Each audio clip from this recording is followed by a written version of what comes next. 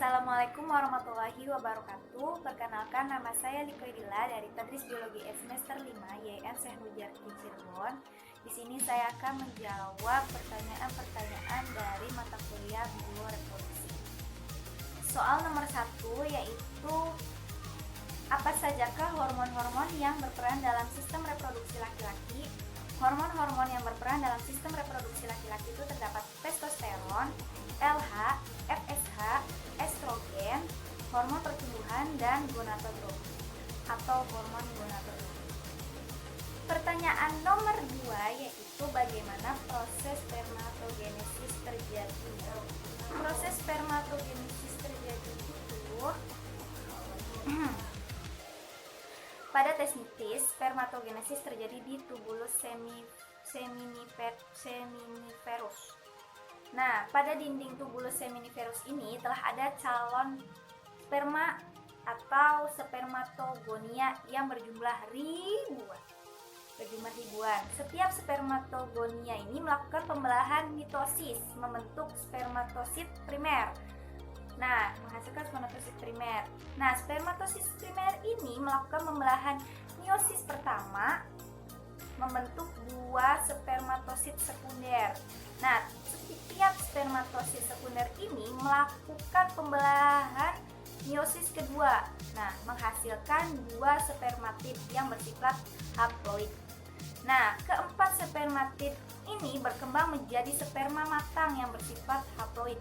Sperma yang matang ini akan menuju ke epididymis. Setiap proses spermatogenesis ini memerlukan waktu 65 sampai 75 hari. Nah, struktur dari sperma matang ini terdiri dari kepala, leher, bagian tengah, dan ekor. Nah, kepala sperma tebal ini mengandung inti haploid yang ditutupi badan khusus yang disebut apa ayo? Disebut akrosom. Akrosom ini mengandung enzim yang membantu sperma menembus sel telur. Bagian tengah sperma mengandung mitokondria spiral yang berfungsi menyediakan energi untuk gerak ekor dari sperma. Setiap melakukan ejakulasi, seorang laki-laki mengeluarkan kurang lebih 400 juta sperma.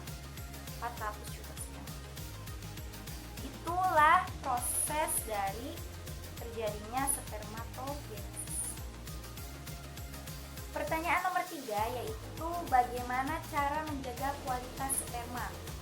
Cara menjaga kualitas sperma yaitu yang pertama, kita harus melakukan pola hidup sehat dengan makan makanan yang bergizi seperti 4 sehat 5 sempurna, tidak merokok, tidak melakukan atau tidak menggunakan alkohol, lalu selalu olahraga secara rutin, menjaga berat badan secara ideal. Selanjutnya ada juga kita tidak boleh menggunakan celana yang ketat agar tetap terjaga organ reproduksinya. Lalu yang terakhir itu kita dapat melakukan hubungan seks secara rutin. Itu dapat menjaga kualitas dari sperma. Pertanyaan nomor 4 yaitu bagaimana alur pengeluaran semen. Nah, alur dari pengeluaran semen ini pertama itu dari testis, yaitu yang dimana testis itu adalah proses pembuatannya. Setelah itu ke epididymis.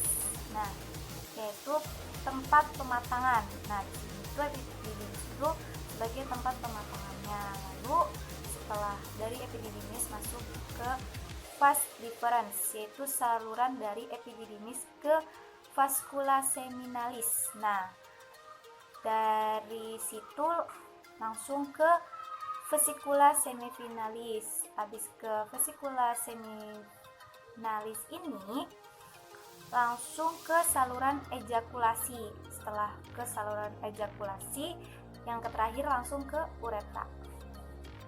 Pertanyaan nomor 5 yaitu apa sajakah gangguan pada sistem reproduksi pria? Gangguan pada sistem reproduksi pria itu ada hipogonadisme. Hipogonadisme ini yaitu tidak menghasilkannya testosteron yang cukup sehingga terjadi penyakit. Yang kedua yaitu epididymitis, yang ketiga itu orchitis. Orchitis itu radang pada testis ya, radang pada peradangan pada testis. Yang keempat itu ada AIDS, ada sifilis, ada gangguan atau herpes genital, lalu ada gangguan prostat. Dan itu adalah penyakit yang sering terjadi pada organ atau organ reproduksi pria. Oke. Nah, itu adalah jawaban dari pertanyaan-pertanyaan bioreproduksi. Sekian video dari saya, kurang lebihnya mohon maaf. Assalamualaikum warahmatullahi wabarakatuh. See you next time.